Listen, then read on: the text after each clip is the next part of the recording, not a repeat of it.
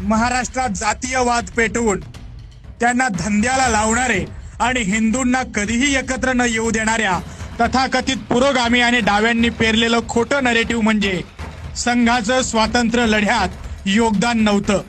पण अशा थोतांडखोरांचं पितळ उघडं पाडण्यासाठी आम्ही या व्हिडिओचा प्रपंच करत आहोत. मुळात संघाची स्थापना 1925 सालची राष्ट्रशक्ती वाढवण्यासाठी, ब्रिटिशांच्या विरोधात लढा उभारण्यासाठी संघानं ही जीवाचं रान केलंय आणि त्याचा पुरावा समोर आहे. 1941 सालचा ब्रिटिश अधिकाऱ्यांचा हा गुप्त अहवाल बघा. हा रिपोर्ट नॅशनल आर्काइव्ह्ज ऑफ इंडियाने उघड केला आहे. संघ हा ब्रिटिश सरकार विरोधात कारवाया करत असल्याचा संशय इंग्रजांना होता. त्यामुळे संघाच्या प्रत्येक हालचालींवर इंग्रजांचं बारीक लक्ष होतं आणि या अहवालात देवेंद्र फडणवीसांचे आजोबा रावसाहेब काशीराव फडणवीसांचंही नाव आहे.